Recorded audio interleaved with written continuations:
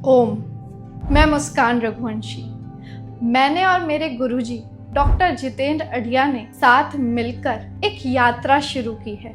वो है लोगों के जीवन को बदल देने की यात्रा, जिसमें केवल सुख होगा, शांति होगी और समृद्ध जीवन होगा। तो हमारे साथ इस यात्रा में निरंतर जुड़े रहिए। आपका जीवन बदलने वाला है।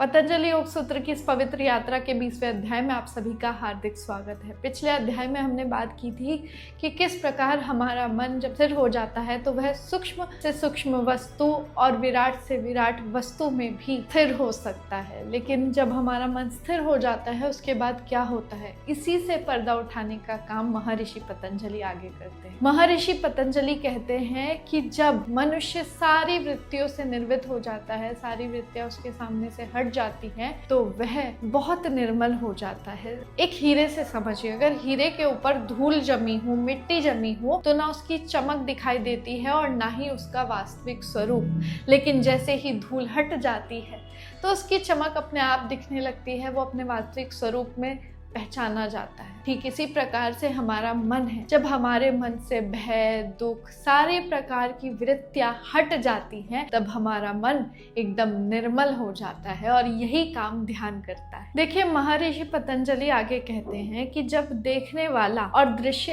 एक हो जाते हैं तो उस अवस्था का आनंद बहुत अलग होता है। वहां सिर्फ मैं बचता है। यानी कि एक उदाहरण के माध्यम से समझिए, एक फूल है, आप उस फूल को देख रहे हैं, इससे सिद्ध होता है कि फूल अलग है और आप उसे देख रहे हैं, यानी कि फूल अलग है और मैं अलग। क्या कभी आपने ध्यान दिया, कभी सूर्यास्त हो रहा होता है, आप उसे बहुत ध्यान से देख रहे होते हैं, आप बहुत साधना किए होते हैं, और जब आप उस सूर्य में ध्यान लगा रहे होते हैं तो एक क्षण को आपको ऐसा महसूस होता है कि आप निर्विचार हो गए। और जब आप निर्विचार हो जाते हैं तब आप और सूर्य एक हो जाते हैं, आपके बीच में कोई नहीं। जब आपको एक रूपता का अनुभव होता है, वो क्षण होता है वास्तविक ध्यान का, जहाँ और कुछ नहीं होता, बस आप होते हैं। महर्षि पतंजलि कहते हैं कि जब तक देखने वाला अपने अहंकार के साथ है तब तक वो कुछ नहीं समझ सकता। यानी कि हमारा मन क्या है, जब तक हमारे अंदर अहंकार है तो हम अपनी धारणाओं के चश्मे से, अपनी मान्यताओं के चश्मे से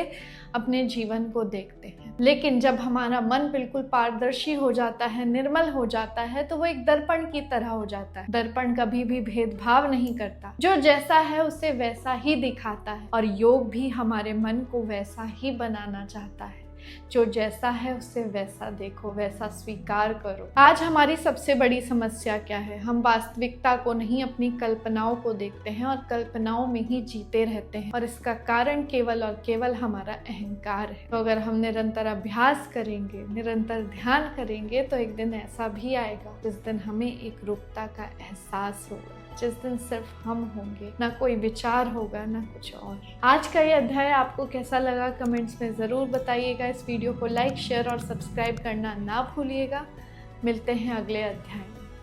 ओम शांति शांति शांति।